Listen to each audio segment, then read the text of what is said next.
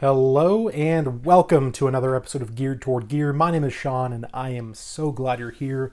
I am so glad these knives are here.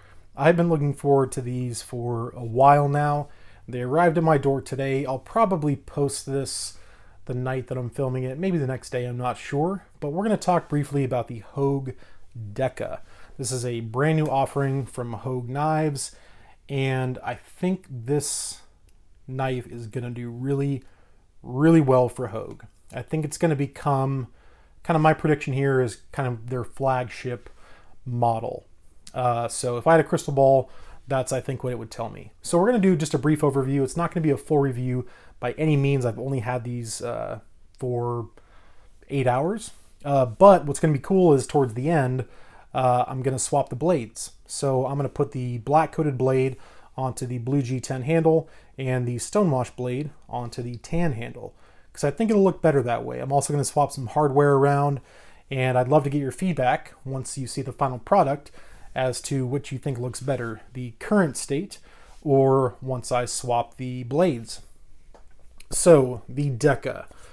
My understanding is that Deka, the name refers to the fact that Hogue has been making knives now for about 10 years.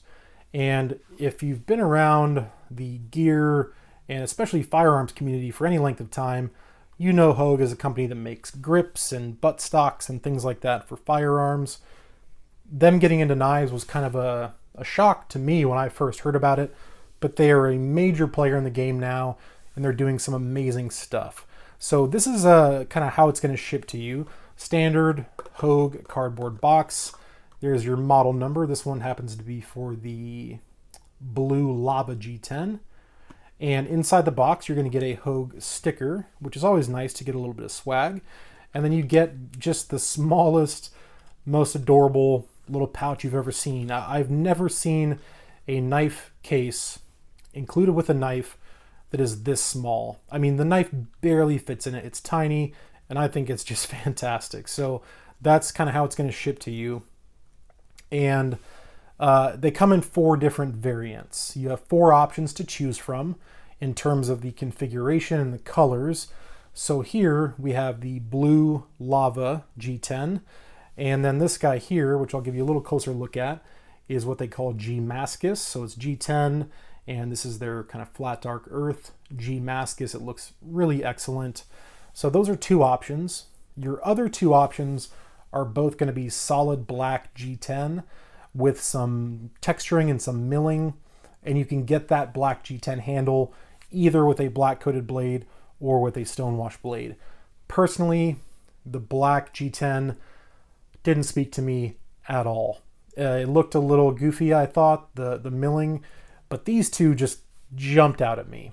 And I was very fortunate that my good friend Zach over at Zach's Stuff, he was at Blade Show West recently, and when he was there, he took a couple videos of this knife and sent it to me, so I got to kind of see it a little more up close, got to see him kind of fidgeting with it, and it just kind of made me that much more excited for these to be released to the mass market. And Zach bought one from Hogue at Blade Show West, so if you want to see a full review on this knife, go to Zach's Stuff on YouTube. I'm going to leave a link to the video below. He has an excellent video on this knife. He has had much more time with his, obviously, than I have with mine. Actually, he's probably had more time with his than anybody else, because he was able to purchase one directly from Hogue at Blade Show West. In addition, Zach happens to be giving one of these away. So he has a giveaway currently happening to give away a Hogue Deka in this flat dark earth G Mascus or tan G Mascus.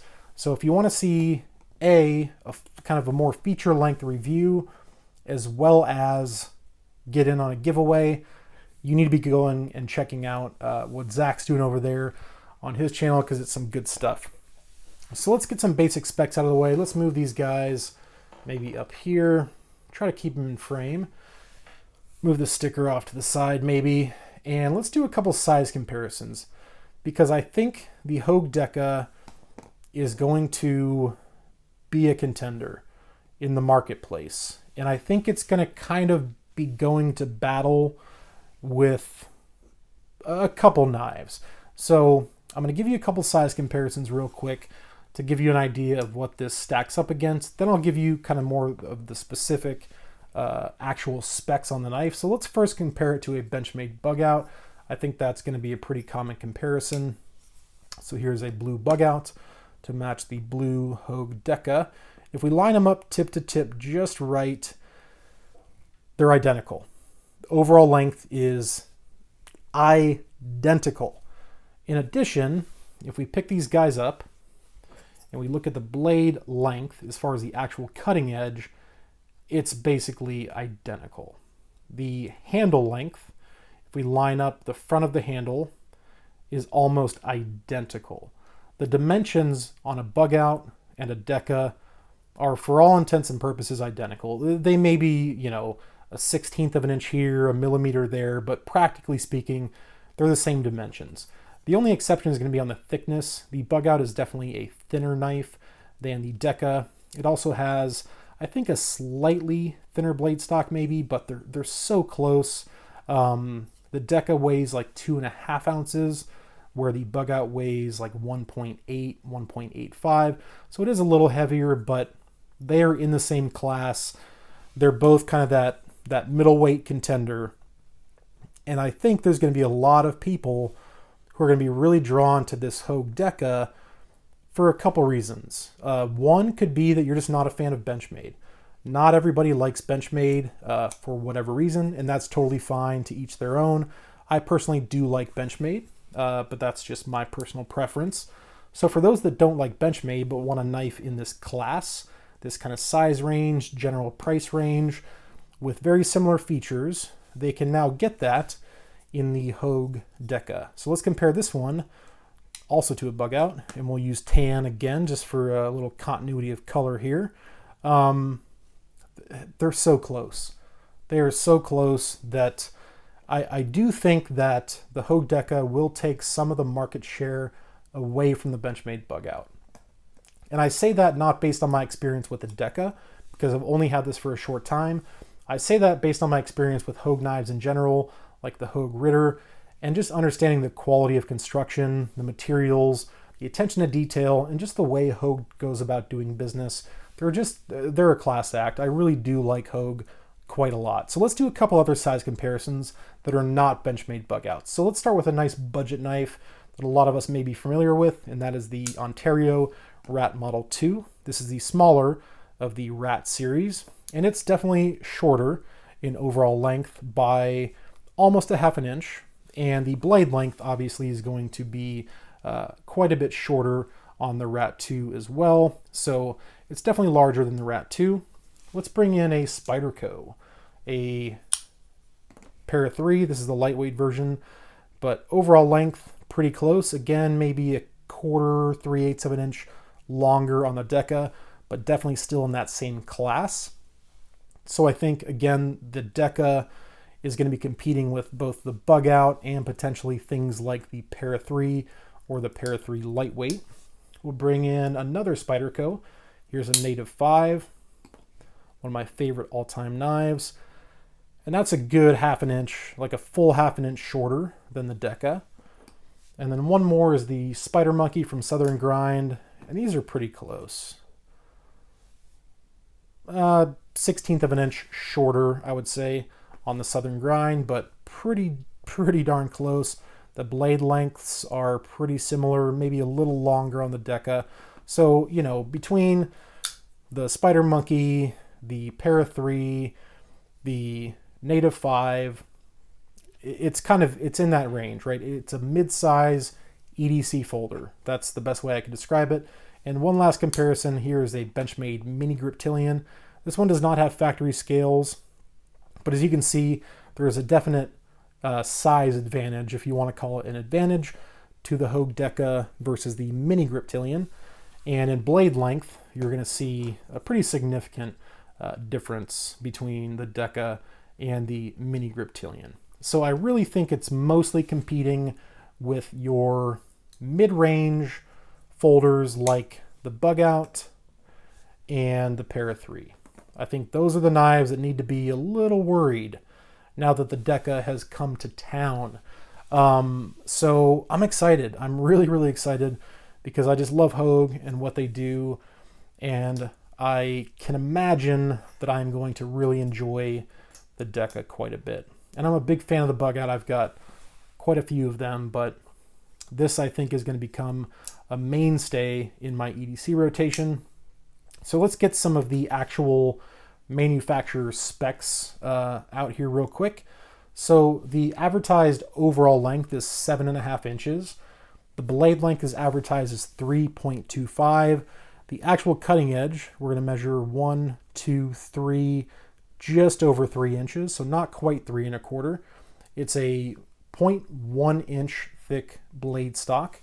The blade steel is 20 CV, CPM 20 CV. It is an Allen Elishewitz design, as you can see right there. And the blade grind is a flat grind, okay? So of course, again, you do have the stonewash option, and you do also have the coated option, depending on your personal preference. The handle length on this is 4 1/4. And for me, those dimensions, like 4 1/4 on the handle, 3-ish, 3 1/4 on the blade, and about 7.5 overall is kind of my sweet spot. So for me, and I have extra large hands, this is just a great size for me. It feels super, super comfortable. I'm not going to go into all the details on the ergonomics and the lockup and all that stuff. I'll save that for the kind of the full review once I've had a chance to really digest kind of what these knives can do. But I have very high hopes and I'm very optimistic. The handle material, as we've talked about, is G10. The weight I did allude to earlier is about 2.4 ounces. They are fully ambidextrous. So that's one advantage of the Able lock, which is essentially an axis lock. The axis lock patent expired in 2016. So the Able lock stands for ambidextrous bar lock enhanced. Yes, that's right. So it's for all intents and purposes an axis lock, which is by nature ambidextrous. The thumb studs are ambidextrous, and the pocket clip can be swapped to the other side. There's a little plate there that fills that gap. And I'm going to be switching some of that hardware around here in a bit. So it'll be interesting to see what these things look like once they've kind of been Frankenstein together. Again, it's made by Hogue. It's made right here in the USA. These are 100% USA made knives. So all the components are made here in the US, including the blade steel being 20 CV. They use very high quality components, and the cost on this, if I didn't already mention, is in the $140 to $150 range. So that's not too dissimilar from what we see. Like, for example, the 535 GRY bug out goes for about $135. The pair of threes, I want to say, depending on whether you get G10 or the lightweight, can range anywhere from 100 to say 160. So it's kind of in the same price range. So it's definitely going to be competitive, I think.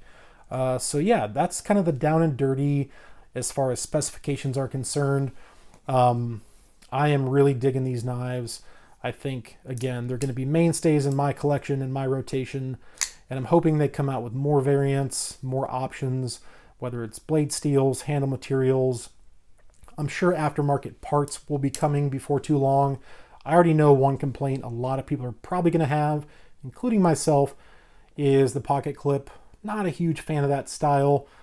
I think that was a poor decision, but I'll give them a pass on that because I think otherwise it's a really, really well done knife based on kind of my first impressions.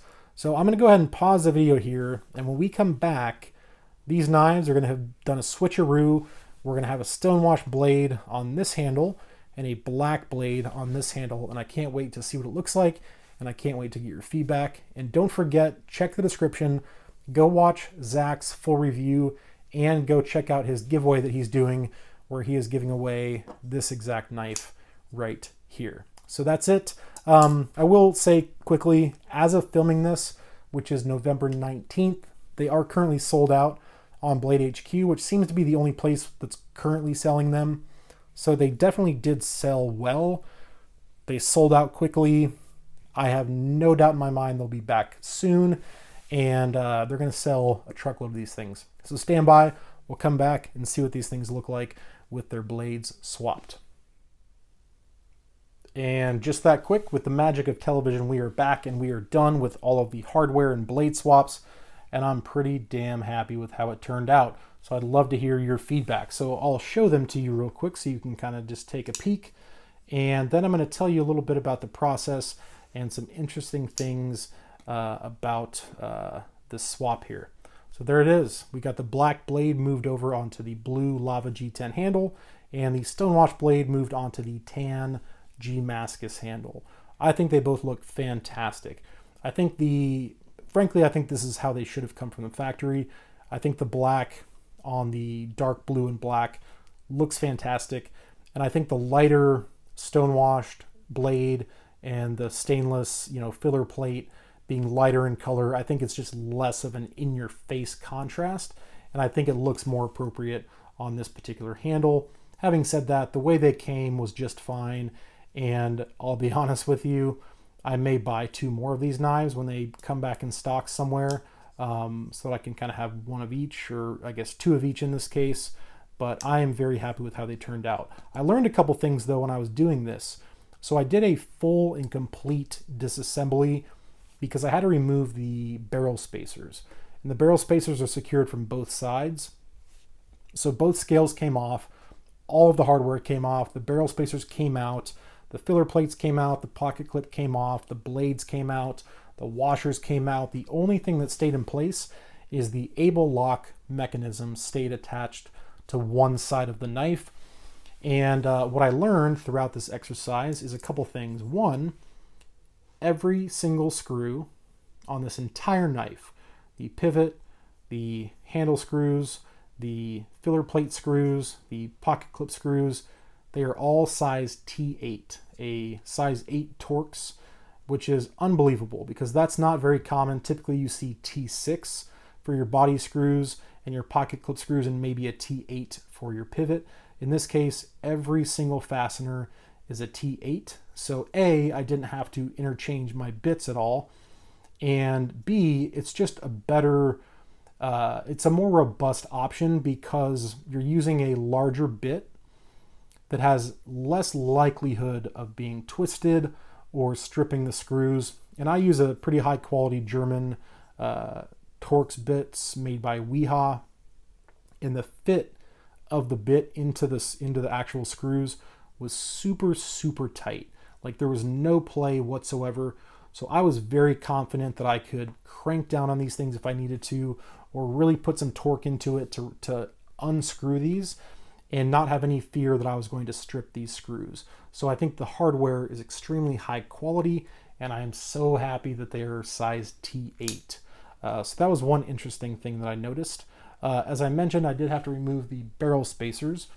So what we essentially ended up with is the continuity of kind of the color is going to be the blade, the pocket clip, the barrel spacers, and the filler plate. So in this case, they're all silver in color, and I think it looks fantastic. And this G10, let me just tell you, that layer G10 looks awesome. Let's check the centering, because we took a blade that didn't belong in this handle and we moved it, and let's see how it turned out. Dead center. Let's check out the action. Nice and smooth, easy to open. Just drops shut like a dream. So there's that. On this one, we have that same continuity of colors. So we have the black blade, we have the black filler plate, we put the black barrel spacers over onto these handle scales, and of course the black pocket clip. And again, the action is dialed in just perfectly.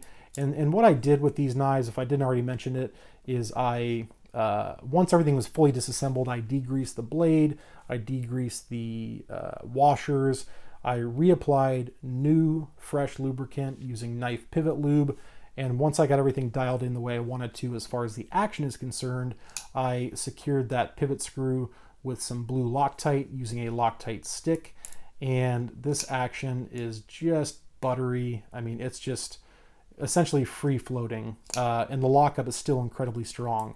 So I am very happy with how it turned out. I'd love to hear your feedback.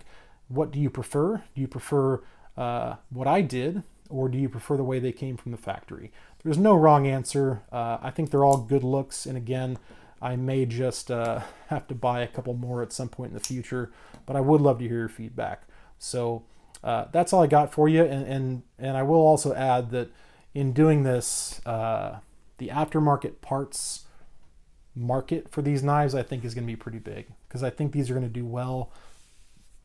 So if I'm somebody who makes aftermarket hardware, pocket clips, thumb studs, handle scales, I'm going to start working on some products for this knife, because I think the sky's the limit.